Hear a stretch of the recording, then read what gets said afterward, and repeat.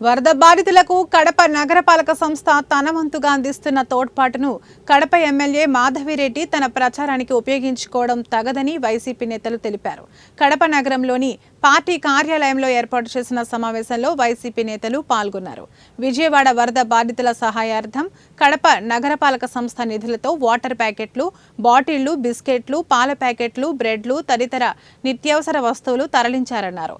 అయితే అత్త సొమ్ము అల్లుడు దానం చేసినట్లుగా నగరపాలక సంస్థ వస్తు సామాగ్రి లారీపై ఎమ్మెల్యే మాధవిరెడ్డి, టీడీపీ నేత శ్రీనివాసులు రెడ్డి ఫోటోతో కూడిన ఫ్లెక్సీలు ఏర్పాటు చేయడం అభ్యంతరకరమన్నారు.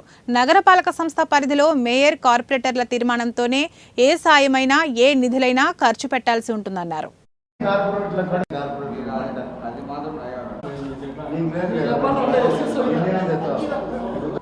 ముఖ్యంగా ఈరోజు మీ విలేకరుల సమావేశం పెట్టడానికి ముఖ్యమైన కారణం ఏమంటే, విజయవాడ నగరంలో వరద వల్ల ప్రజలందరూ కూడా చాలా ఇబ్బందులు పాల్గొవడం, నిజంగా ఈ రాష్ట్ర గౌరవ ముఖ్యమంత్రి చేసినటువంటి తప్పిదాల వల్ల ఈరోజు దాదాపు లక్షలాది మంది కుటుంబాలు రోడ్ల మీద పడి కోట్ల రూపాయలు నష్టపోయి ఈరోజు రోడ్ల మీద పడి అనేక మంది సావుకు కారణమైంది.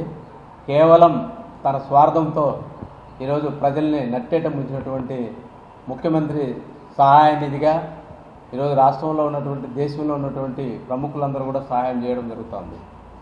దాంట్లో భాగంగా కడప నగరపాలక సంస్థ కూడా చేదోడుగా నిన్న లారీలతో వాటర్ బాటిల్, వాటర్ ప్యాకెట్లు కూడా పంపించడము, ఇదంతా కూడా కడప ప్రజలకు కానీ కార్పొరేషన్కి కానీ సంతోషము.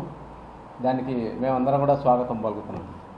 అయితే సొమ్ము ఒకటిది, సోకొకరిది.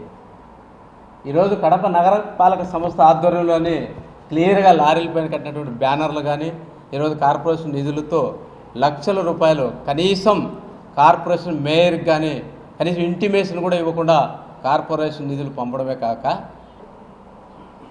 నగరపాలక సంబంధించి